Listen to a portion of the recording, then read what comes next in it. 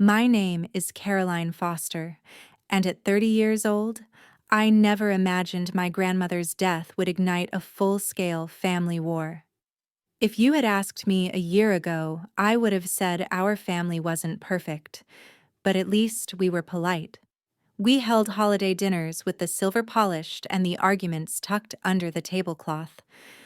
But sometimes it only takes a single moment to expose everything you tried to pretend wasn't there. For me, that moment came in the form of a text message. It was a gray Thursday evening in late March when I found out. I was sitting at my kitchen counter in Charleston, nursing a cup of coffee that had long gone cold, when my phone buzzed. It was my cousin Marissa, clearly intending to send her message to someone else. "Reading tomorrow at 2. Mom says don't tell Caroline. Less drama that way." I just sat there, staring at the screen as the words blurred. Less drama. That's what they called it when they decided to pretend I didn't exist. Growing up, I was always a little bit outside the center of my family. My father, Michael, was Grandma Beatrice's youngest son, and the family's disappointment. He'd left the Ellis real estate company to become a high school history teacher. My mother, Janine, was a pediatric nurse. Together, they raised me with the simple belief that money was never the measure of a person's worth. Every Sunday, we'd visit Grandma Beatrice's house, a grand old Victorian in Charleston's historic district. My father loved it because it smelled like old books and lemon polish, and because Beatrice never treated him like the family's black sheep.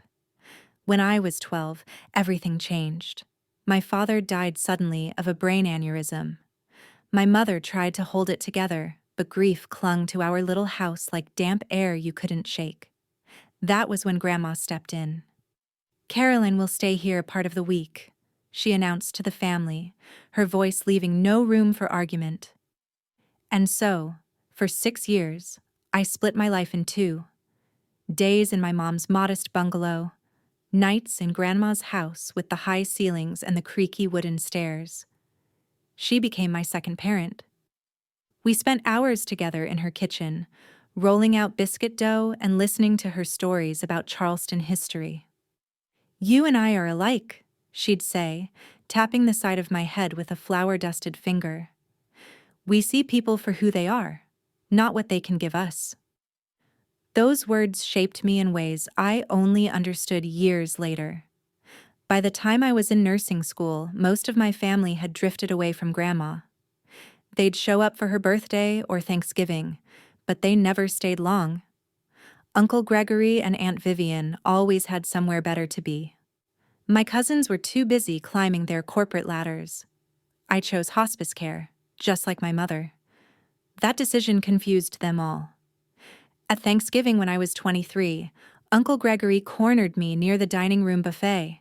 He had a tumbler of bourbon in one hand and a smirk on his face. "You know," he drawled, "Grandma could make one phone call and set you up with a position in the family company. Instead, you're changing bedpans." I remember smiling and saying simply, "I'd rather do something that matters." He laughed like I'd made a joke, but he never brought it up again. Over the years, Grandma's health began to decline. I started stopping by after work, sometimes to bring groceries, sometimes just to sit with her and talk about nothing. We'd bake together, using her old recipes. Her lemon pound cake was famous in our family, though I was the only one who knew her secret. She sprinkled a pinch of sea salt into the batter. On good days, she'd sit in her chair by the window and tell me stories about her grandparents, how her grandfather had built his first house by hand, and how her grandmother had been one of the first women in Charleston to own a business. "Money comes and goes," she told me one evening, her voice thin but steady. "Character stays." When she passed away last month, it didn't surprise me. She'd been tired, ready. I thought the hardest part would be letting her go. I didn't realize the real heartbreak was still ahead. The day after the funeral, I tried to call Aunt Vivian to see when the will reading would be held. My call went straight to voicemail. I left a message and never heard back. So when I got Marissa's text, I knew exactly what had happened. They planned to shut me out. That night, I lay awake in the dark, replaying all those afternoons in Grandma's kitchen, all the times she'd called me her heart's joy. Was that all just in my head? Or had my family decided that since I never cared about the money, they didn't have to include me at all? But the more I thought about it, the more I felt something I hadn't expected. A quiet certainty. Grandma would have wanted me there. Even if she left me nothing, I deserved to hear her final wishes with my own ears. So the next morning, I set my alarm for dawn. I ironed the navy blue dress Grandma always said brought out my eyes. I braided my hair neatly, put on the pearl necklace she'd given me for my nursing school graduation, and took a deep breath. I was going to show up. Not for money, not for revenge, but because I belonged there, whether they liked it or not. I pulled up in front of the law offices of McAllister and Hoyt just before 1:50 p.m. The building was a grand old brick townhouse that had been converted into offices decades ago. The brass plaque on the door gleamed in the afternoon sun. As I climbed the steps, I felt my heart start to thump, but I kept my shoulders straight. Inside, the receptionist looked up, surprised. "Can I help you?" "I'm Caroline Foster," I said evenly. "I'm here for the reading of Beatrice Ellis's will." Her eyes flickered over my dress, the pearls at my throat. She hesitated, then gestured to the seating area. "Of course, everyone is just through those doors." I walked toward the conference room, hearing the low hum of voices. As I entered, every conversation stopped. Uncle Gregory turned, his eyes narrowing. Aunt Vivian froze with a paper cup halfway to her mouth. Marissa's face went pale. "Caroline," Aunt Vivian said, her voice brittle. "What are you doing here?" "I'm here because I am part of this family," I replied, my tone steady. "And I have every right to be." Uncle Gregory stepped forward, trying to block my path to the table. "This is a private matter," he snapped. "It's already been arranged." "That's enough," another voice cut in. I turned to see Mr. Wallace, Grandma's longtime attorney, standing behind a stack of thick folders. He was a tall man in his 70s, with kind eyes and a voice that could slice through any argument. "Miss Foster has every right to be here," he said firmly. "Please, Caroline, have a seat." I chose a chair near the end of the table. Uncle Gregory shot me a look that would have withered weaker resolve. But I kept my chin high. Mr. Wallace cleared his throat. "Before we begin, I'd like to remind everyone that Beatrice was of sound mind when she executed this document. She underwent a full cognitive evaluation 3 months prior, with supporting letters from 2 physicians." Aunt Vivian shifted uncomfortably. "We all know she wasn't herself," she mumbled. Mr. Wallace ignored her and opened the folder. "Beatrice asked me to read this statement aloud."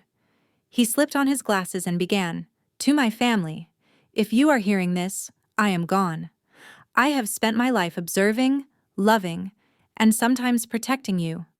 But in my final decisions, I have chosen honesty over diplomacy." The silence in the room was so complete I could hear my own heartbeat. Over the past decade, I have watched carefully to see who showed up when there was nothing to gain, who asked about my health, and who asked about my accounts, who made time, and who made excuses. Uncle Gregory's jaw flexed. "My decisions are not made out of spite, but out of clarity." Mr. Wallace looked up, then continued with the formal language. "I, Beatrice Eleanor Ellis, being of sound mind and body, declare this to be my last will and testament, revoking all prior wills." He turned a page. "I hereby bequeath all property, real and personal, including but not limited to my residence at 14 Maple Lane, the vacation property on Edisto Island, all financial accounts, investments, heirlooms, and possessions, to my granddaughter, Caroline Rose Foster." The words hung in the air like smoke. Aunt Vivian gasped, covering her mouth with her hand. Marissa made a strangled sound. Uncle Gregory slammed his palm against the table. "That's outrageous," he roared. "This isn't legitimate." Mr. Wallace remained unflappable. Everything has been executed in accordance with South Carolina law. Beatrice was clear in her instructions.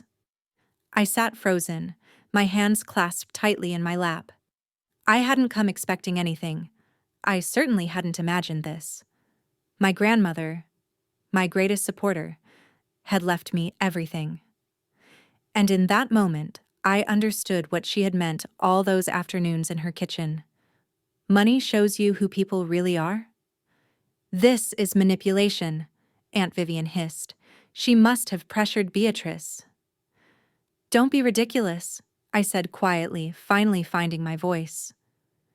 You all know she made her own decisions. You think you deserve it? Marissa spat. You think spending time with her gives you the right to take everything? No, I said. I didn't spend time with her to earn anything. I was there because I loved her. Mr. Wallace interjected. There is a letter from Beatrice addressed to Caroline. I will give it to her privately. Uncle Gregory shook his head, his face dark with anger. We will be contesting this, he said flatly. That is your prerogative, Mr. Wallace replied evenly. But I should warn you. Beatrice anticipated this reaction. She created extensive documentation, visitor logs, recordings, and notarized statements. I will be submitting them as evidence if necessary. No one spoke. I felt a chill travel down my spine. In the space of one afternoon, everything had shifted. The woman who had taught me how to bake, how to plant daffodils, how to stand up straight, had just given me a legacy bigger than I ever imagined. Not just the house, not just the money, but the proof that love matters more than performance. After Mr. Wallace adjourned the meeting, I gathered my purse and the envelope he handed me. As I walked out, I heard Aunt Vivian's voice behind me. You won't get away with this. I turned, meeting her eyes steadily. I'm not trying to get away with anything, I said. I'm trying to honor her. When I got home that evening, I didn't even take off my shoes. I walked straight to the kitchen table and laid Grandma's letter in front of me. My hands were trembling as I broke the seal. Her familiar, slanted handwriting covered the thick stationery. My dearest Caroline, if you are reading this, then the family has learned what I've decided. I can only imagine the reaction. I want you to know that none of this is your fault. You have never asked me for anything. You simply showed up. With your smile, your kindness, your respect. You are the best parts of your father, and I trust you to carry forward what really matters. I wiped my eyes and read it again, her voice echoing in my mind. She'd always told me she was paying attention. I just hadn't realized how much. The days after the will reading felt like a slow-motion unraveling. At first, it was just calls. Uncle Gregory, demanding explanations. Aunt Vivian, her voice shrill, accusing me of manipulating Grandma in her last years. Marissa, texting me 3 paragraphs about how I'd stolen her future. I ignored most of it. But every message made my chest tighten, like someone was sitting on it. Then came the social media posts. Marissa wrote, "It's always the ones pretending to care who show their true colors." Within hours, distant relatives I hadn't seen since high school were sending me private messages, some curious, some accusing. One of them simply wrote, "Hope you're happy now." I tried to remind myself that none of them had been there when Grandma was sick. None of them had held her hand when she was too tired to speak. But logic doesn't always protect you from hurt. 2 days later, I got a call from my boss at the hospice center. "Caroline, can you come in a little early?" she asked gently. When I arrived, she closed the office door behind me. "I don't know what's going on in your family," she began, "but we've received several calls accusing you of neglecting your patients to take advantage of your grandmother." I closed my eyes, feeling my stomach drop. "I'm so sorry," I whispered. "None of that is true." "I know," she said, reaching across the desk to squeeze my hand. "You have always been one of our most compassionate nurses, but this has become disruptive." Her eyes were kind but sad. I think you need to take a little time to handle it. I left the hospice center in a daze. On the way home, I pulled over and sat in my car by the harbor, staring out at the water. I had thought my family could only hurt me so much. But now, they were trying to take away the work I loved. I could feel the last thread of my patience fraying. That night, I couldn't sleep. I lay in bed listening to the wind rattle the old window panes. I kept thinking about all the Sundays in Grandma's kitchen. How she would take my hand and say, "Remember, Caroline, kindness does not mean letting yourself be trampled." In the morning, I made coffee and sat down at my grandmother's old roll-top desk, the one she'd given me when I moved into my first apartment. I pulled out the folder Mr. Wallace had handed me. Inside were copies of everything: her medical evaluations, notarized statements, records of who had visited and when. There was even a log she'd kept herself. August 12th, Gregory visited. Spent 10 minutes asking about my health, then 45 minutes reviewing my account balances. November 3rd, Vivian came by with gifts, left after exactly 1 hour, asked if I had updated my will. December 24th, Caroline visited with spice cookies. Stayed 3 hours. Talked about her patients. I ran my finger down the columns of dates. She hadn't been confused. She had been deliberate. Suddenly my phone rang. I glanced at the screen. Blocked number. I let it go to voicemail, then listened to the message. "Caroline, it's Uncle Gregory. I hope you're proud of yourself. This isn't over. We will fight this in court.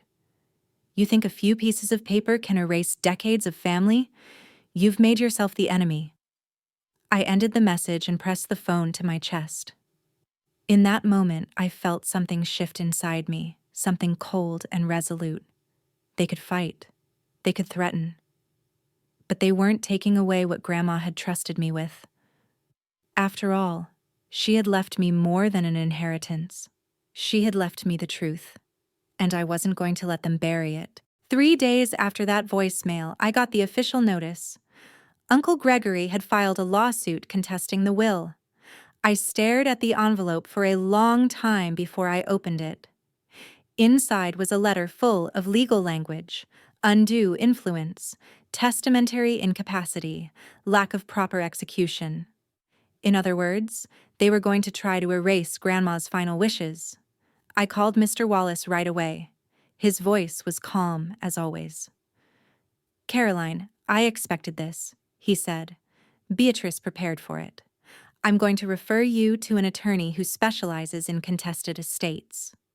That's how I met Sarah Whitaker, a woman in her 50s with silver-streaked hair and the most piercing blue eyes I'd ever seen. She reviewed the paperwork while I sat in her office, twisting my hands in my lap. Finally, she looked up and said, "This is a power play, nothing more." I tried to smile, but my throat was tight. "What do I do?" "You fight back," she said simply. "Your grandmother left an extraordinary amount of documentation. This case is stronger than any I've seen." She leaned forward, her expression softening. "But I won't lie, they're going to make this ugly." She was right. Within a week, the calls started again. Aunt Vivian left me a voicemail late one night. "I don't know what you think you're doing, but you're tearing this family apart." Marissa emailed me, "You should be ashamed. You're not the only one who loved Grandma." And then, there were the whispers in town. At the grocery store, I heard 2 women murmuring near the produce aisle. "She's the one who took everything." I walked past them, head high, but my hands were shaking so badly I almost dropped my basket. The stress took a toll.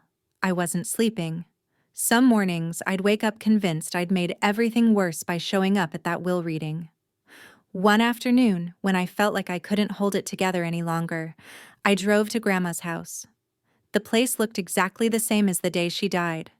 The shutters neatly painted, the flower boxes still blooming. I let myself in with the key she'd given me. The air smelled like lemon oil and old books. I walked from room to room, touching the backs of chairs, the edges of picture frames. I thought being there would feel comforting. Instead, I felt hollow. But then I noticed the envelope propped on the hall table. I picked it up. It was addressed in careful handwriting. For Caroline, in case you need it. Inside was a note and a small silver key. The note said, "Top shelf, linen closet." I went upstairs, heart thumping. The linen closet was packed with blankets. I climbed onto a chair and reached to the very back, where my hand closed around a small metal box. It was heavier than I expected. When I opened it, I sucked in a breath. Inside were three things: a leather-bound journal, a stack of USB drives, a small digital recorder. I sat down right there on the hallway floor. I opened the journal first. Each page was dated and filled with my grandmother's neat handwriting. June 5th, Caroline visited today. We made lemon pound cake. She stayed 3 hours. July 22nd, Gregory stopped by, asked again about selling Edisto Island.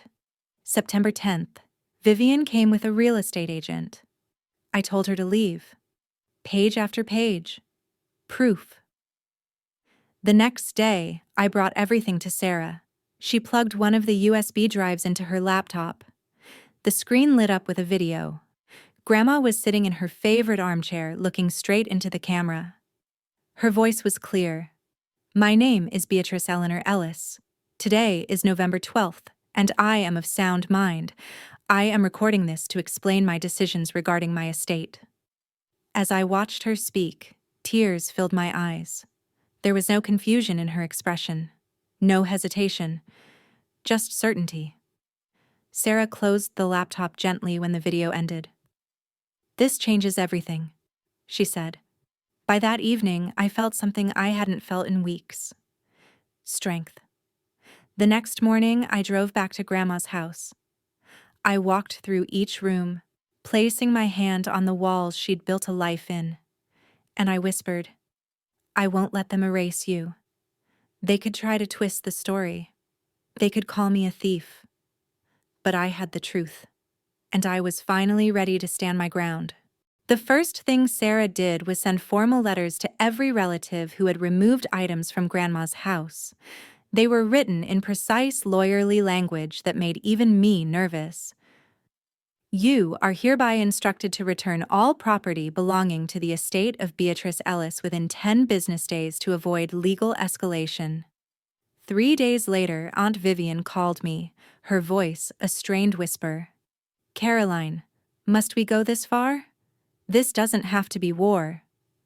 "Then you shouldn't have made it one," I said, my voice steady for the first time in weeks. She didn't reply. The next day, Sarah filed a motion in probate court to dismiss the lawsuit contesting the will.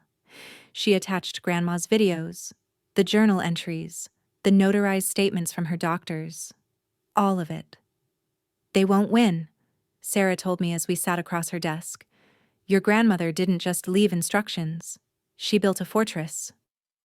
Meanwhile, the harassment kept coming. Anonymous calls, nasty emails, even a letter slipped into my mailbox that read, "You don't deserve any of it." I stopped answering unknown numbers. I stopped opening the front blinds. But every evening, I lit a candle on my kitchen table and reread Grandma's letter. One afternoon, I got a call from Maria, Grandma's old housekeeper. "I thought you should know," she said softly. "Your uncle and aunt have been contacting the local paper, trying to stir up a story about you." "Of course they have," I sighed. Maria hesitated. "Beatrice would be proud of you," she said finally. "Don't let them scare you." I pressed my hand to my chest, feeling the ache that never seemed to go away anymore. A week later, Sarah called me into her office. She looked almost excited. "We're going to invite them here," she said, "to see everything for themselves." "You mean, like a mediation?" "Not quite," she said, a faint smile tugging at her mouth. "More like a reckoning." The day of the meeting, I wore the same navy blue dress I'd worn to the will reading. I sat beside Sarah in the polished conference room as one by one, my relatives filed in. Uncle Gregory, Aunt Vivian, Marissa, eyes red-rimmed but defiant. They sat across from me like strangers. Sarah didn't bother with small talk. She pressed a button on a small remote and a screen lit up behind her. Grandma appeared on the screen. She was wearing her soft blue cardigan, her hair pinned back. "My name is Beatrice Ellis," she began, her voice clear. "I am of sound mind. I have made my decisions without pressure or influence." Aunt Vivian gasped. Marissa looked down at her hands. Uncle Gregory's face went gray. "I want it understood that I have kept records of every visit, every conversation, every attempt to sway me," Grandma continued. "My choices are final." When the video ended, the room was silent. Sarah spoke next, her voice calm. "We have 17 more recordings. Each one addresses a specific incident. Dates, names, everything." She paused, letting the weight of her words settle. "We also have documentation of items removed from Ms. Ellis's home without permission. The total value exceeds $300,000.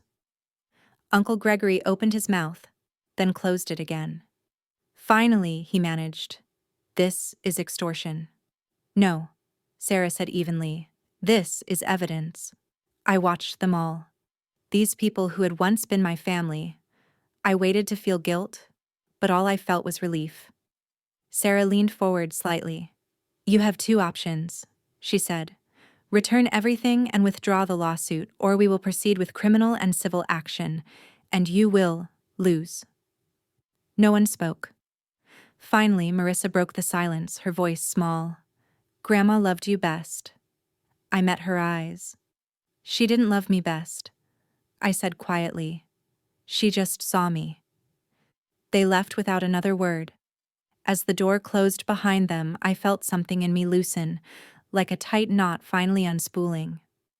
Over the next week, the items started coming back. Grandma's silver tea set, her embroidered table linens, the jewelry box I'd thought was gone forever. One afternoon, a courier delivered the painting that had always hung over her mantel, a seascape she'd painted herself. I unwrapped it in my living room, tears blurring my vision. The final call came from Uncle Gregory's lawyer. "They're withdrawing their contest of the will," he said stiffly. "No further contact will be necessary." That evening, I drove to Grandma's house. I walked through each room, breathing in the scent of old wood and lemon oil. It no longer felt like a battleground. It felt like a home again. As I stood in her kitchen, I whispered, "I kept my promise." It took weeks after the legal fight ended for me to start breathing normally again. For so long, I'd been bracing myself for the next accusation, the next blow. But one morning, I woke up and realized no one was calling. No one was threatening. The quiet was so unfamiliar I didn't trust it at first.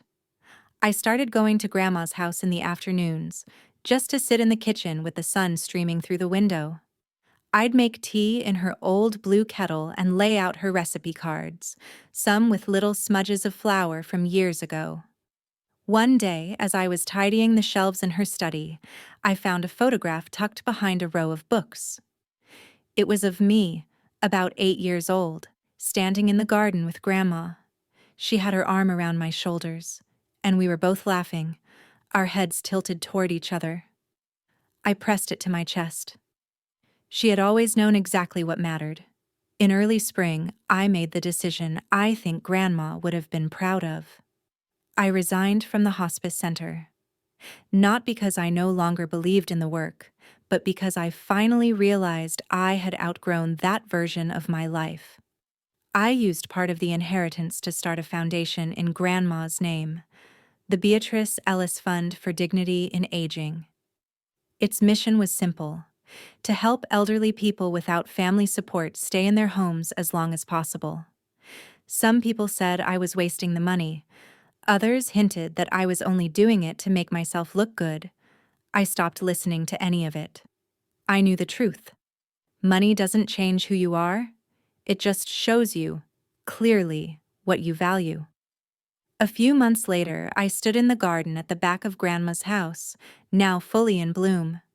I had replanted all the flowers she loved: lavender, peonies, daisies. That afternoon, Maria came by with her daughter. She hugged me tightly and said, "She'd be so proud of you, Caroline." Sometimes, in the evenings, I still thought about my uncle and aunt. I wondered if they ever regretted how far they'd gone, if they ever missed the woman they'd reduced to a prize to be claimed. Marissa sent a letter in late June. It was short, awkwardly phrased but genuine. "I'm sorry," she wrote. "I didn't understand how much she meant to you. I hope someday you can forgive us." I set the letter aside for weeks before replying. Not because I was still angry, but because I needed time to know how I felt. In the end, I wrote back, "I hope you find peace. I already have." The night I mailed the letter, I walked out onto the porch. The summer air smelled of honeysuckle. For the first time in a year, my heart felt light. When I turned back to the house, I realized it didn't feel like Grandma's anymore. It felt like mine. A place built not on inheritance or entitlement, but on the love of a woman who had seen me, who had believed in me, who had trusted me to carry forward what she started. As I locked the door behind me, I thought about something she used to say whenever the family was fighting over something petty. "At the end of the day, you can only control your own heart." And I knew, deep down, I had honored her in the only way that mattered, by staying true to mine. I hope if you're listening to this, and you've been through your own battles, over family, over legacy, over the right to be seen, you remember this. You are allowed to take up space. You are allowed to stand your ground. And you are allowed to build something beautiful out of what others tried to tear apart. Thank you for hearing my story. If it resonated with you, I'd love to know where you're watching from and what it made you feel. And if you haven't yet, subscribe for more stories about family, resilience, and the courage to live by your own values.